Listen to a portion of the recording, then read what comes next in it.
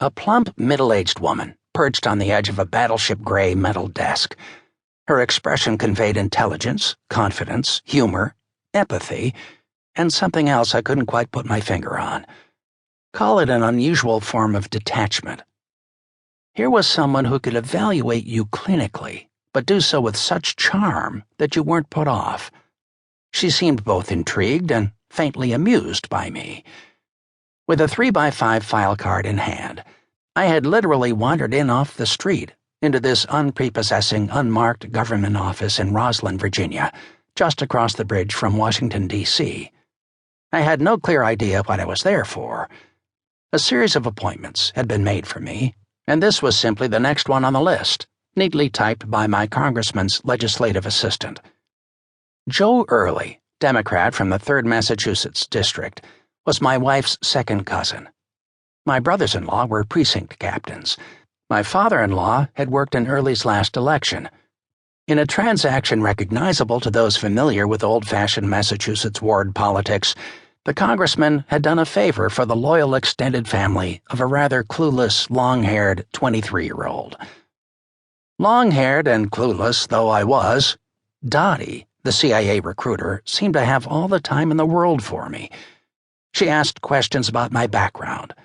I really couldn't fathom why. There was little remarkable about it. The dutiful eldest son in a Catholic family of 7 children, I had grown up in a comfortable house in a comfortable suburb of Worcester, Massachusetts. My childhood had been simple and relatively happy. The nuns who taught me in the local parochial school may have been self-congratulatory in their virtue, but they offered a marvelous education. My summers were spent playing baseball, running through the woods, swimming with friends in our pool, and voraciously reading the biographies of American explorers and military heroes. Unsurprisingly, my instincts growing up were both conservative and deeply patriotic. In something of a departure from my family, but perhaps reflective of American upward mobility, at least as it's sometimes expressed in the Northeast, I was sent away at 15 to Williston Academy, an old-line brick-and-ivy New England boarding prep school, the sort of place where, in those days, the teachers were still called masters and the boys dressed in jacket and tie for dinner. Although the student body was liberally salted with the names of ethnic Catholics like me, and even a few Jews, the history and tone of the place, symbolized by the Episcopal chapel whose spire dominated the campus, was pure New England wasp. It was an environment that suited me.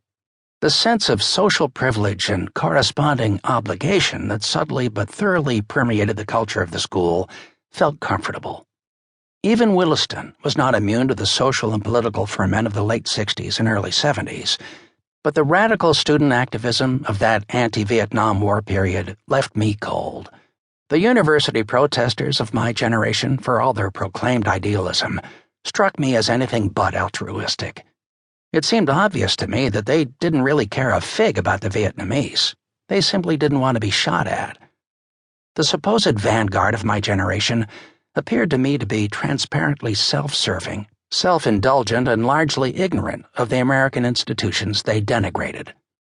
Ever since my boyhood brushes with John Paul Jones, Stephen Decatur, and General Douglas MacArthur, I had dreamed of attending one of the military service academies.